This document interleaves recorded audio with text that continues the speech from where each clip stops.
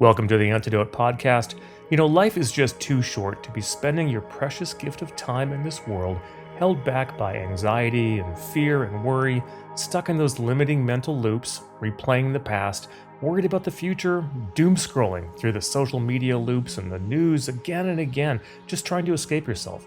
Well, fortunately, there's so much you can do to solve this stuff and rewire your brain and your life without pills or apps or elaborate meditation practices, just using a combination of cutting edge cognitive approaches and helped by evidence based nutrition and supplements. Much of it is surprisingly little known.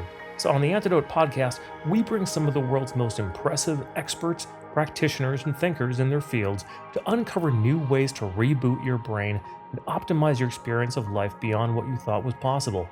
Antidōt is 100% free, so be sure to subscribe to this podcast so that you don't miss an episode, and also check out the Antidōt website for the latest breakthroughs, instantly calming quick reliefs, free Antidōt weekly newsletters, and much more at www.theantidote.com. That's Antidote spelled without the E at the end. www.theantidote.com. In this episode, we're going to discuss the very buzzy and controversial topic of microdosing. And we're going to cover everything from what is microdosing, what it can do for you, who it's for and who it's not, the legality questions, and much more with expert Kayse Garrett, who's been a legend for over 20 years in the field. So let's dive in and go down the rabbit hole. Let me start by welcoming Kayse to the show. Kayse, welcome. Hi, Paul. Thanks for having me. What I want to do first, Kayse, is I want to talk a little bit about your bio. I mean, you have been literally a legend in the healing arts. I hope that doesn't embarrass you. You founded Solstice Mind and Body Spa, but prior to that, you have been working with some top clients and companies for many, many years, including the NBA, IDO, with Four Seasons, St. Regis Resorts. You've been featured in New York Times, CNN, all kinds of industry publications.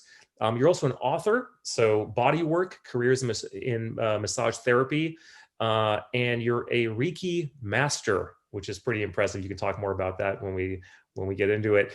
You've studied at the Esalen Institute, done work with the likes of Randall Churchill, the Academy of Intuition Medicine with Dr. Francesca McCartney, all these luminaries out there. So you have incredible pedigree as well. And it's just really an honor to have someone with your background and pedigree on the show to talk about such a buzzy topic like microdosing. Thank you. Thanks for having me.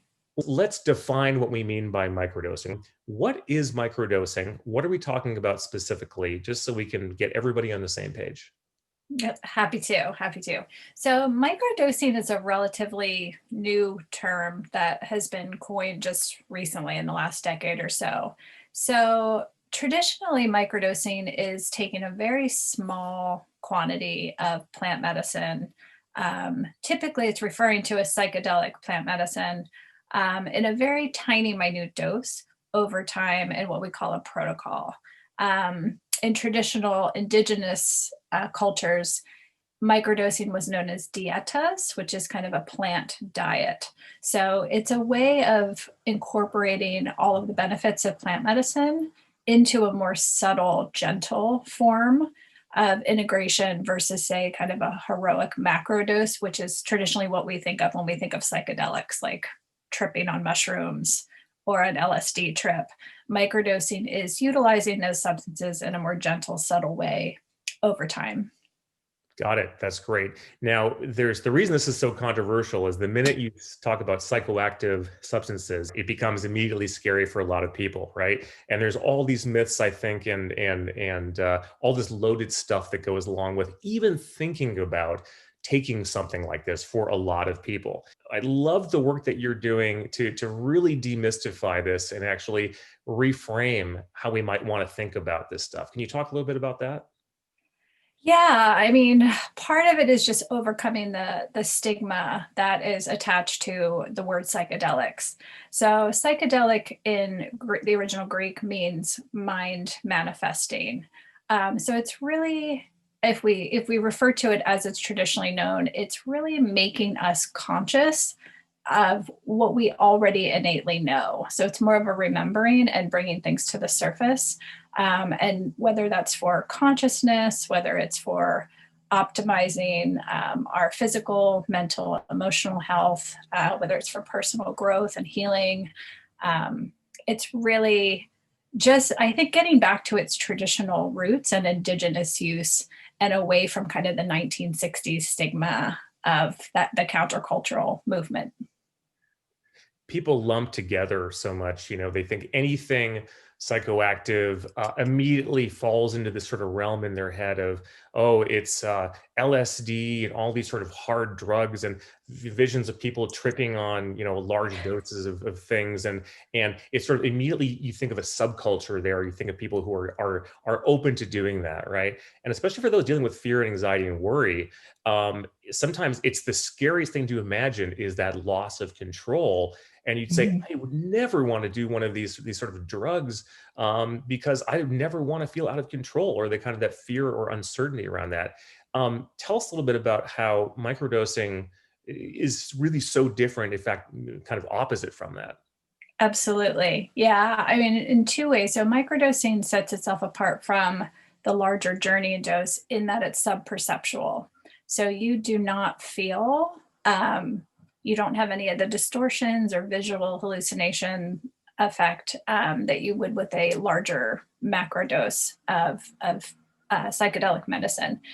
It's subperceptual. You'll still feel benefits, but you won't have the, taking you out of your ordinary reality that would preclude you from going outside your regular life. Um, for me, that's a huge benefit because it makes it more easy to integrate all the benefits in your everyday daily life because you're actually accruing those benefits at the same time. So it's easier to incorporate them into your work, into your relationships, into your parenting in a real lasting way because you're taking it real time versus stepping outside of your regular day-to-day life. Got it. And then, so what are some of the benefits? What do you feel? Why would someone who maybe is an executive, or just working a job, or a parent, Mhm. or someone who's basically, especially if you're feeling stressed out, you're dealing with a lot of this sort of existential fears and worries and things that people more than ever are feeling these days. And again, it's why Absolutely. you spend so much time looking for that escape on social media, or that next dopamine hit. What would you feel potentially with microdosing? What are some of the benefits? So many. I mean, there's so many benefits. Because microdosing has been reemerging in the popular consciousness due to academic research and studies, we tend to focus on, you know, because we're based in a Western medical model of diagnosis and cure, we're focused on the benefits that apply to diagnosable conditions. So, some of the very first people coming to microdosing and plant medicine are people who suffer from chronic depression, PTSD, cluster headaches and migraines, various addictions, smoking, because this is where the attention and funding is being focused right now. And microdosing has shown enormous benefits for all of those things, but it's also for everyone. I mean, there's no one I don't think that can benefit. There are very few side effects to plant medicine. They're non addictive, they're harmless. There are a handful of contraindications, but for what we call just healthy, normal people, there are myriad benefits, including enhanced creativity, um, better ability to be present, enhanced empathy and connection, a deeper connection to nature and the natural world around us, a new way to envision creative solutions, which there's no greater time in history than right now. Then we need to kind of reconceive all of our systems and create new possibilities. So to me, it's kind of a perfect time that we utilize this gift from nature to help move us forward, both as individuals and as a human family. That's a great point. And the point about these being natural, It can't be overstated when you really think about it. We eat mushrooms, for example, which is basically a fungus. So there's a variety of different fungi out there, right? And you eat, maitake mushrooms, studied for, anti-cancer benefits and all kinds of other things. Or reishi mushroom, right, for sort of its calming properties and blood sugar lowering. Mushrooms are really becoming there's more and more evidence that they're a superfood. And so we're Mhm. simply talking about, it's just one more species of mushroom that happens to exert these properties on the brain due to some very specific chemical constituents, right? And so if you really unpack it, it really can start to quickly demystify all of this sort of loaded baggage you may have in your mind about shrooms or something, or psilocybin sounds like some 60s hard drug. If it really hopefully makes you realize, okay, these are natural mushrooms out there that for thousands of years have been used actually for a variety of purposes. And this particular one simply exerts some, mental properties that actually can be very helpful, and even in a microdose context can be Mhm. helpful. That is so powerful in demystifying and kind of changing the conversation around how one might want to integrate these things in your life, just like you might want to start eating a certain healthy food. Mhm. Absolutely. I mean, psilocybin in particular has gotten, the bulk of the stigma, but it also has its magical property is that it quiets our default mode network, which is our, ego. It's our linear mind, it's our thinking mind. And as we've progressed as a society over the last several hundred years toward industrialization and technology, we have become very head based people, where we move out of our body, out of our heart, and into our head. And psilocybin's magic is that it quiets that part of our brain to allow new connections to occur. So it's not so much as shifting our brain and altering our brain. It's everything we already have. It's just accessing it because we have allowed our kind of egoic minds to become so prominent and out of balance in our current time. Absolutely. That aligns so perfectly to, the antidote audience. And when we talk about zooming out and the ability to get out of your own head and look objectively at your thoughts, at your feelings, and kind of get to the truth empirically of what's actually going on in your life and be able to view that from that bird's eye perspective. It sounds like what you're saying is, the microdosing with psilocybin specifically may really help, just simply help you to get out of your own head, right? It helps to quiet down that default mode network in a system in your brain and the fight or flight response, and sort of Mhm. the fear triggers, and let you zoom out, which is much like what meditation enables one to do. Is that kind of how it feels? Absolutely, absolutely, and one enhances the other for sure.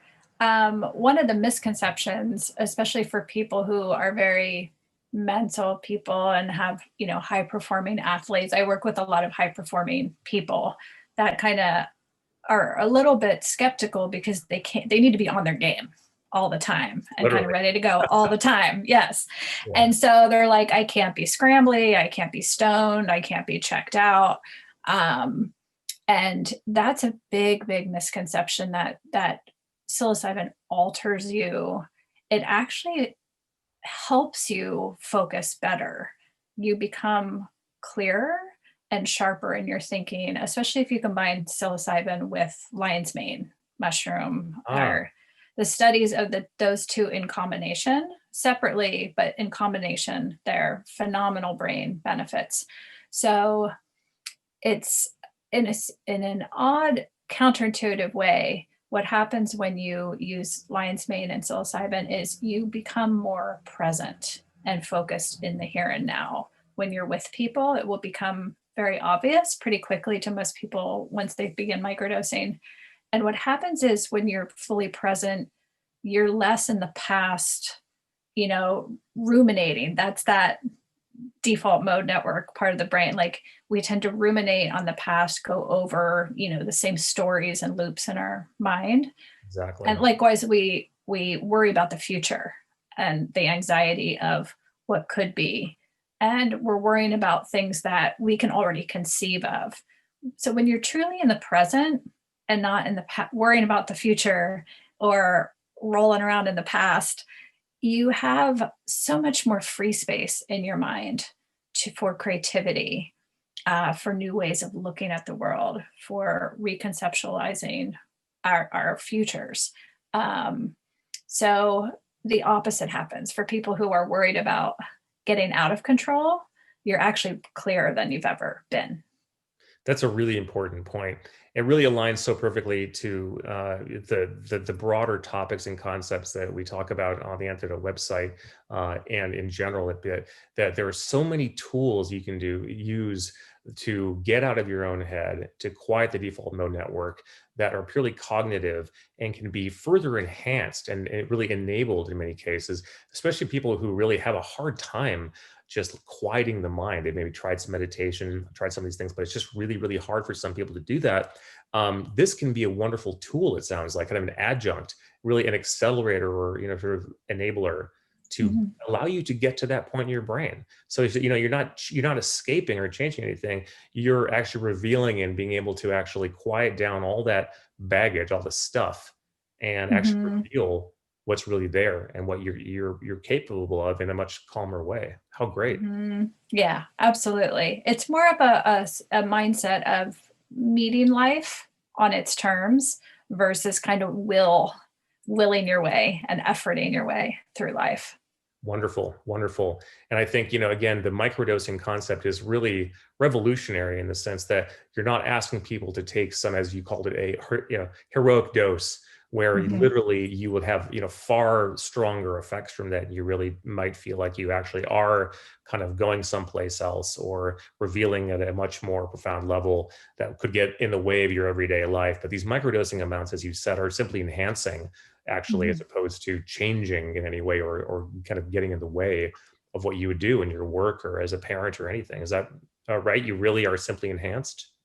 Absolutely, absolutely. And it will promote changes, but it's more like a catalyst and helping you get in touch with who you really are. Mhm. You will naturally, as you become truer and clearer in who you are, things that don't serve you will fall away without a whole lot of efforting. Your intention is important to come in, but the more you're open to going with what is occurring. Um, Plant medicine, I find it much like meditation or Reiki or energy healing. It's adaptogenic, and then it meets you where you are in a Got it. way. Got it. For those in the Antidote audience, they know that we're very sort of careful about woo and careful about evidence. There's a lot of woo out there, and not everything can have evidence because often there's not a profit motive behind it, right? Especially in the plant world and with natural foods, there's simply, you don't have a pharmaceutical company with a lot of money with a motive to produce a lot of placebo-controlled trials, because there simply isn't a motive there. They can't patent something.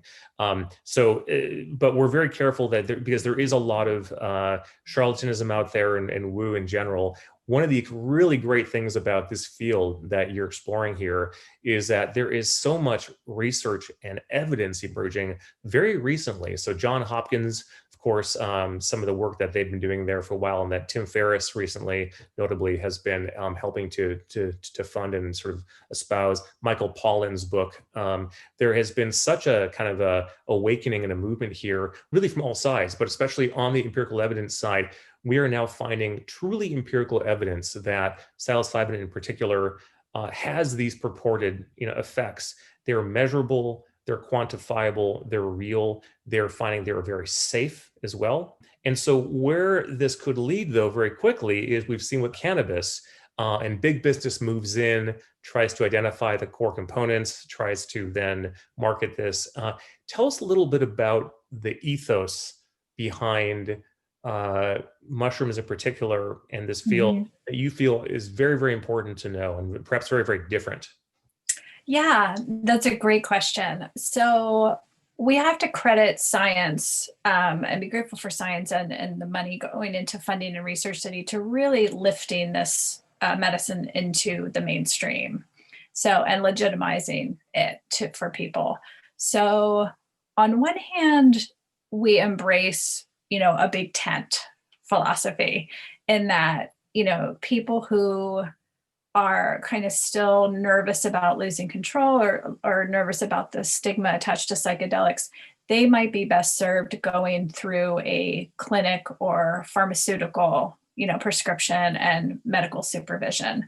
Whereas other people, it's more of a healing and self-awakening practice that are going to be best served working with a guide who's been working with mushroom medicine for decades.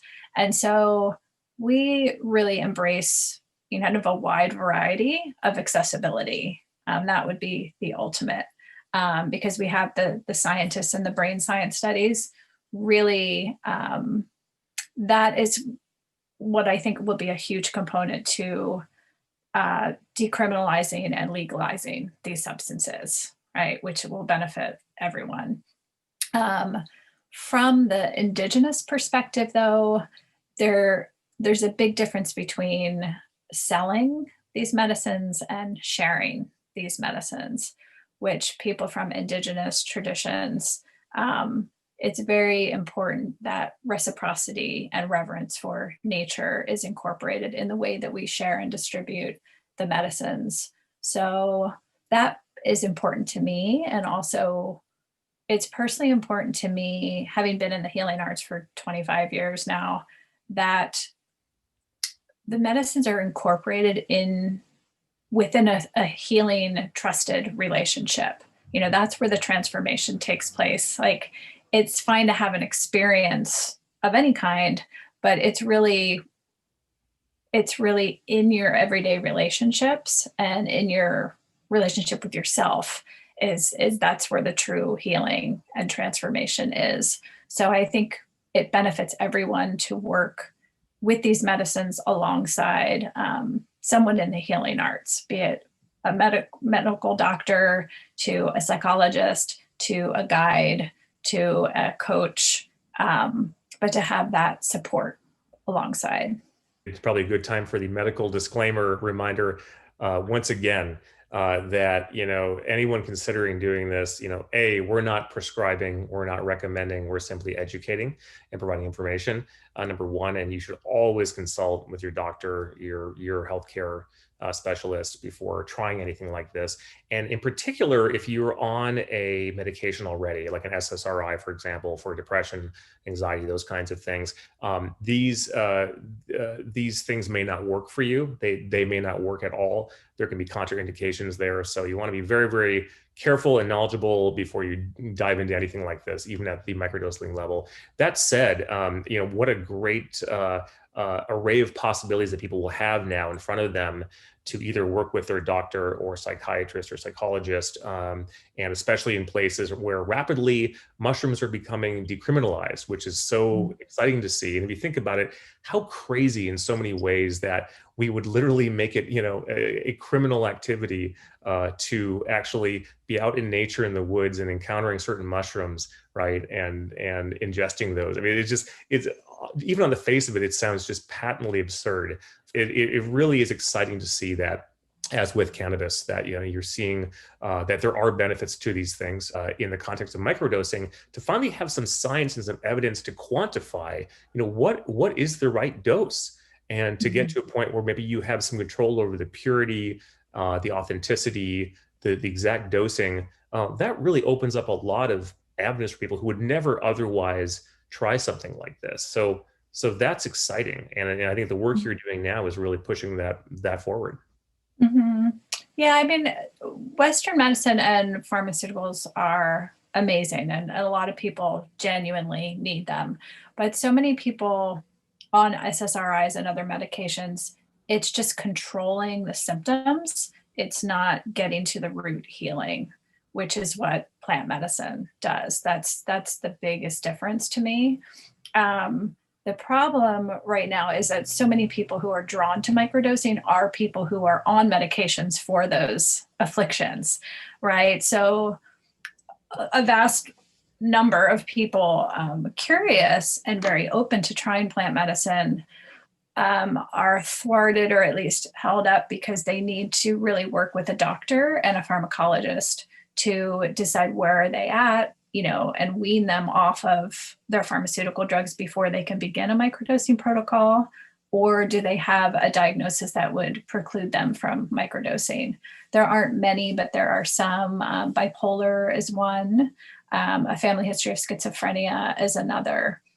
And they're studying, most of the psilocybin studies have been around depression. So many people are on SSRIs. And as we have talked about before, depression, SSRIs has an opposite effect. So as you just said, Paul, like a lot of times if someone's on SSRIs, mushroom medicine will not be effective because it's opposite mechanisms on the brain. Right, right, and that's a really important point for anyone considering. Because I mean, for a fact, the Antidote audience, many actually have been on SSRIs or still are to deal with depression, anxiety, and fear, and some of these things. And unfortunately, what so many say, and it's the reason so many come looking for other solutions, including just purely cognitive or natural plant-based ones, is that they aren't getting what they need from SSRIs. Either they've stopped working, so there's something called a poop out phase that happens, and doctors actually use that term. They actually call it that, and they simply stop working, and they don't know why. But it does happen. It happens actually very frequently, or they're diminished in their efficacy, and they need to either increase the dose, or they have really a lot of unwanted side effects, and so they can be very helpful, but also very problematic. And so, if the overlap here, I think, between the interest in people who would be interested in trying microdosing and already taking SSRI is probably very large. So even more reason to work with a professional on this. And if you are going to, for example, wean off your SSRI, that is no small feat. It should be done absolutely under medical supervision and can't be overstated there. That said, we've also seen a lot of success stories of people who have done exactly that. So you hear more and more every day stories of people who have actually successfully weaned off of pharmaceuticals and instead are getting benefits from not just psilocybin microdosing, but lots of other things, including purely cognitive approaches. And so it is very doable. And I love hearing about all the success stories that you have talked about there as well. So what a great thing to have more alternatives out there for people, and more evidence that this stuff is not woo. It's real. It works. It can be safe. In fact, much safer than other options out there. So it's an exciting time. Tell us a little bit about sort of what you see happening next. How fast do you think that it will be possible for people to legally, access and obtain quality, version of this to build into a program and take a education program like yours? And in my practice, I work one-on-one with people. I also have courses and group coaching to help people move through the process together while microdosing. And so that's the question. It's like, well, where do I get the stuff, depending on where I live. So right now across the US, there have been pockets of places that have already decriminalized. Ann Arbor, Michigan, Denver, Santa Cruz, Oakland, recently Washington, DC, and the state of Oregon just passed legislation this past election cycle. It will be probably initiatives we're expecting statewide in California, New Jersey, New York, as early as this coming year, 2021. So it's happening very quickly. I think it's the combination of mass change that we're undergoing right now as a whole, but it's also, we have been, we're 40 years into the war on drugs, and it's clearly not working after 40 years. So people in, the legislative process are open, for the first time in decades to really rethinking how we classify drugs and treat drugs. So it's happening quickly. For where can you get it right now? There are various options in those places that are decriminalized. Some of them are able to share the medicines. Some of them are able to distribute the medicines. Connecting with people in the industry right now is probably the best way to find people that can help you. And then the easiest way to do it can be fun is to grow your own. There are several options for you can consult with a mycologist. There are courses you can take. I know several, and have people to refer to people who, want to undertake the fun and effort of growing their own. And then you kind of have control over your sourcing yourself. What a great reminder of just how natural and sort of the earth this thing is that we're talking about. It's Yeah. even a sharp contrast from something like, LSD or, a cocaine or some of these things that people just incorrectly lump, psilocybin in with drugs like that, Mm-hmm. come from a lab, right? It's just, they couldn't be more different. We're talking about literally a mushroom fungus you could grow on your own. I mean, that's just Mm-hmm. pretty, I think it's pretty clear. That said, the flip side of that, you shouldn't take it lightly either, right? And also, Mm-hmm. these things are indeed not legal in these places. You certainly have made very clear that you are not recommending that anyone try anything that is illegal in their area. We're not either, certainly. And you're also very clear that, that even in a decriminalized area, you should do it correctly. And that's part of what Mm-hmm. you're trying to foster with your education, is education around it and a program around it to understand it and to do it correctly, Mm-hmm. which is a really which is that key next piece, really that enabling piece, that education piece that has been just completely missing.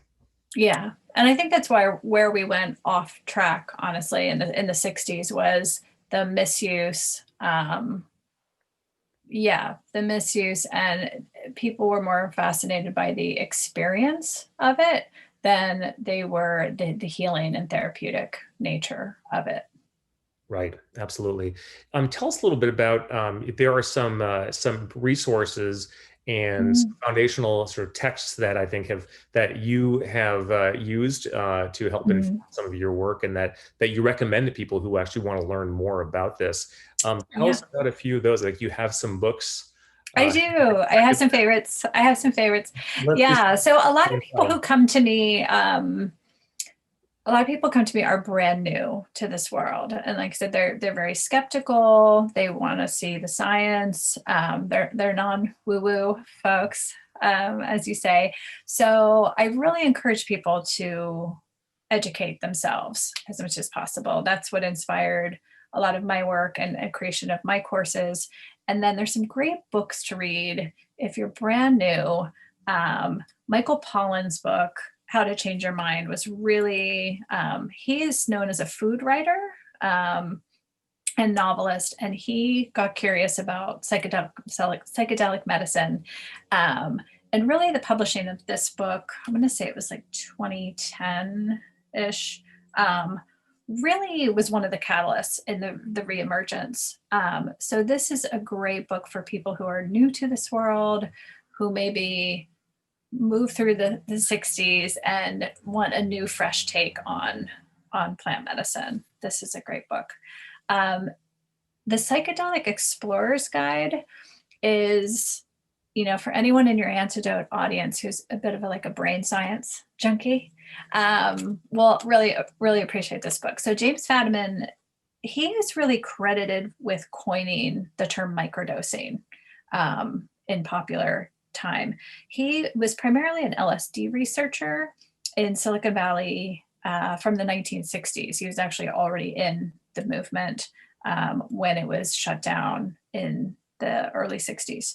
So his book is very, it's like case studies and the science of actual results of research studies, which is, like I said, if you like to nerd out on brain science, Right, this I will know be a that great as a book. side note, he is extremely popular in Silicon Valley.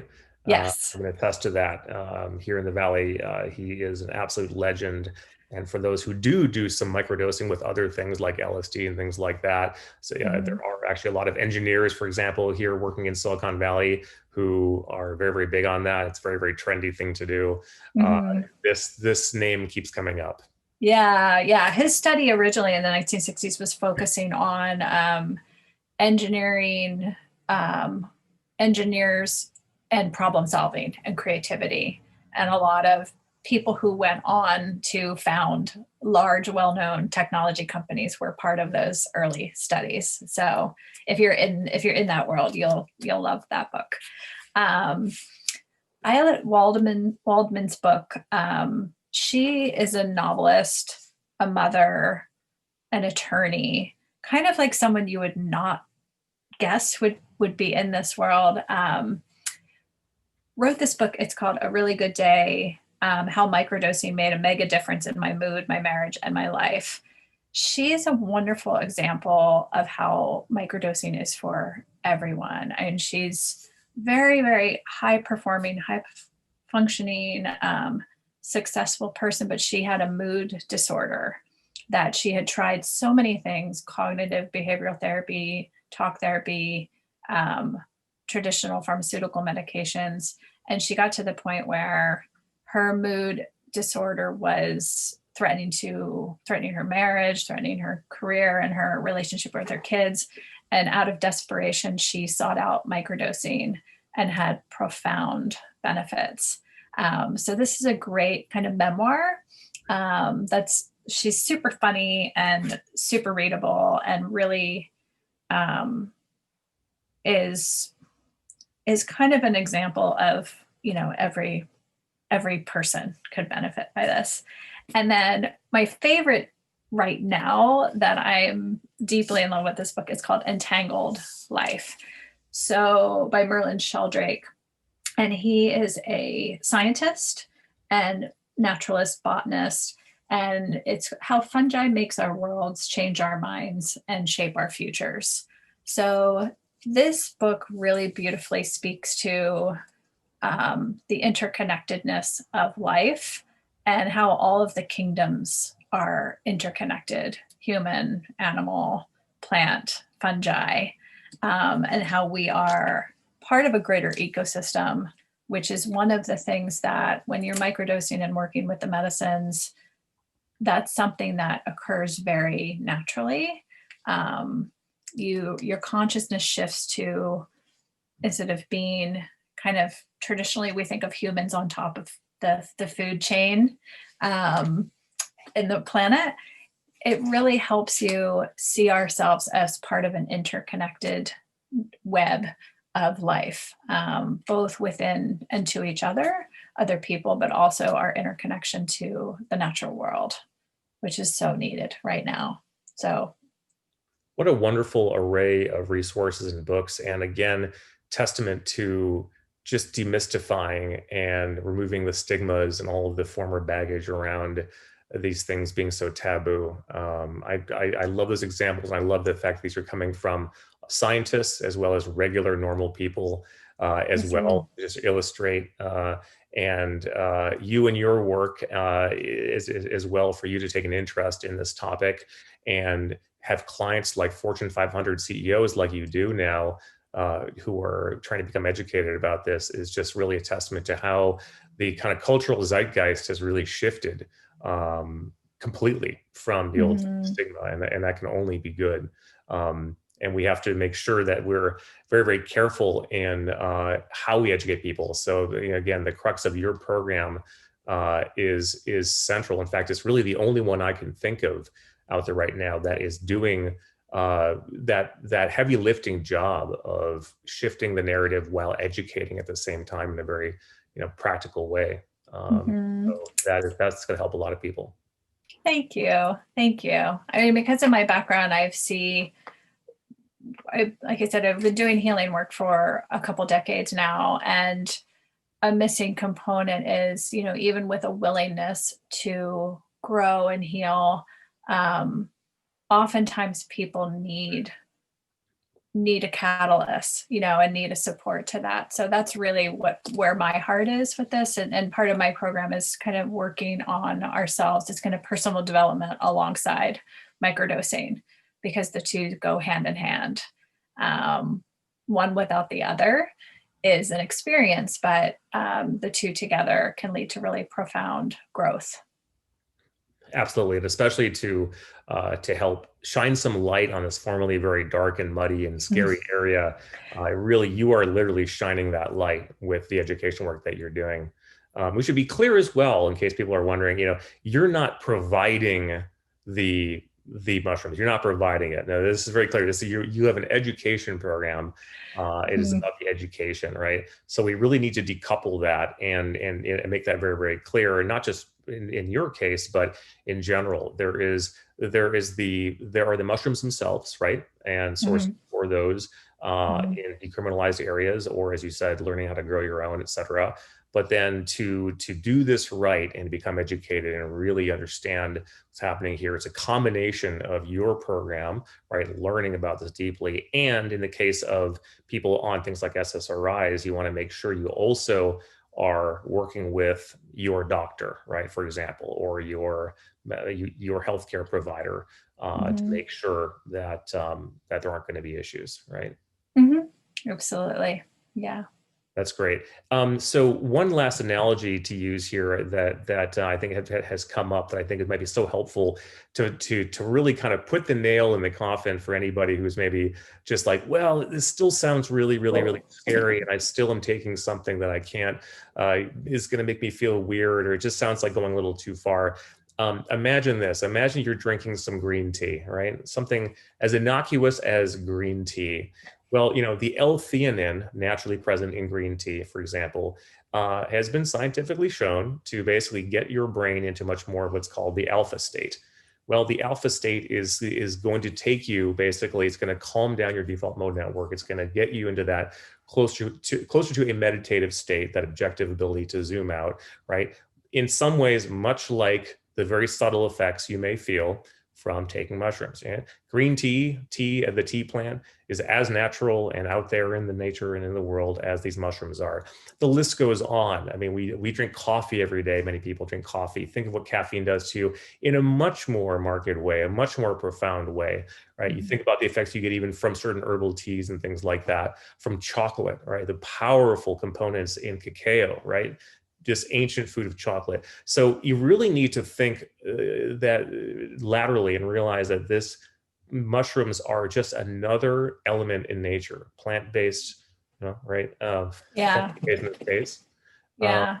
Just a and reframing of all, we're up for a reset and a reframing of so much. I mean, in terms of substances, I think and soda has probably contributed to more disease and chronic conditions than all of entheogenic medicine put together.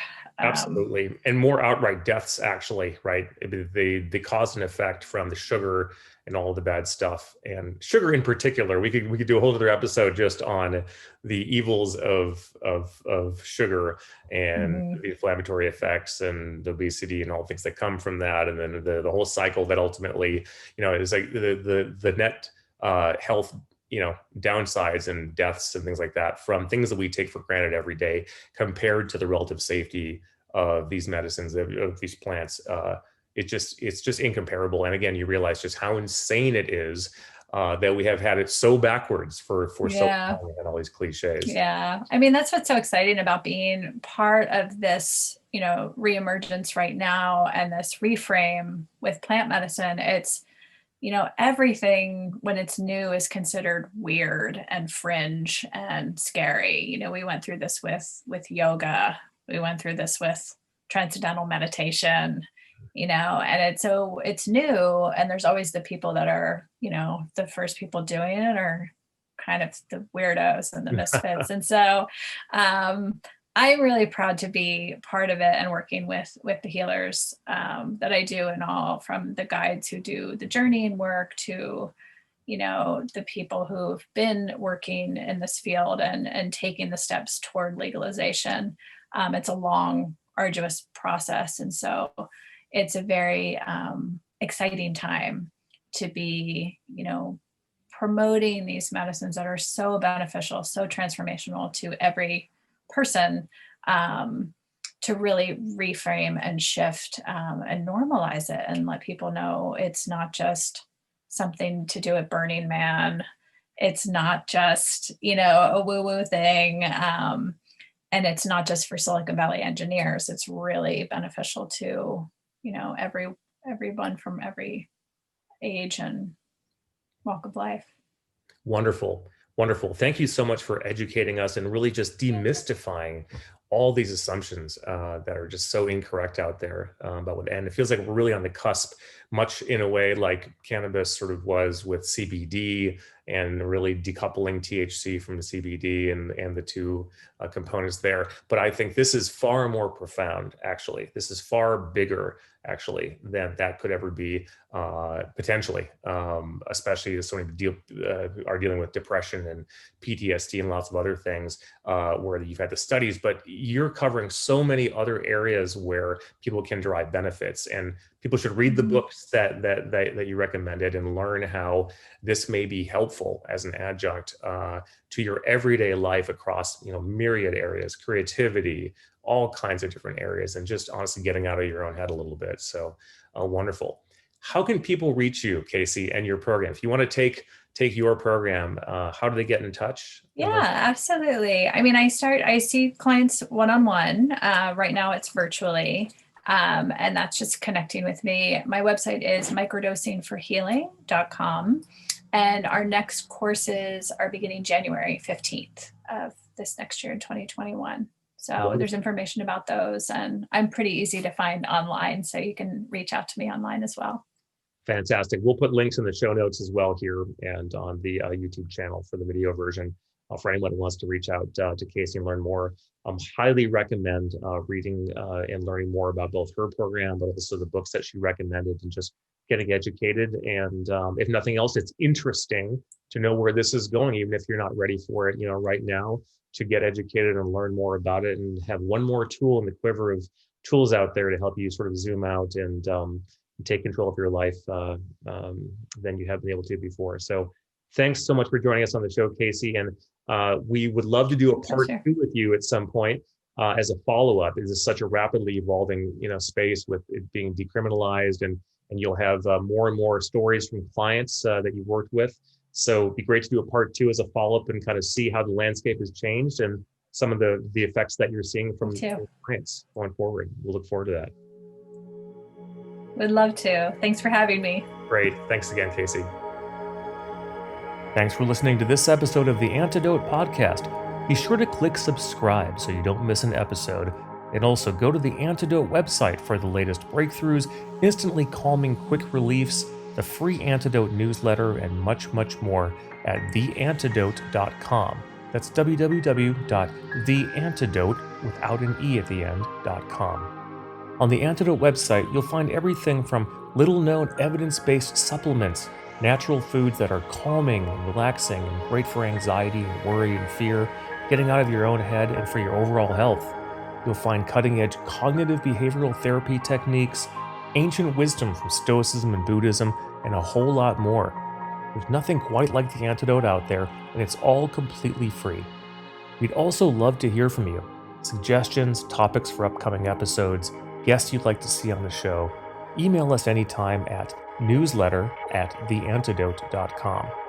Medical disclaimer. The information on this podcast and the Antidote website is for information purposes only. It should not be construed as medical advice. You should always work with your doctor or practitioner on anything related to your health or medical needs.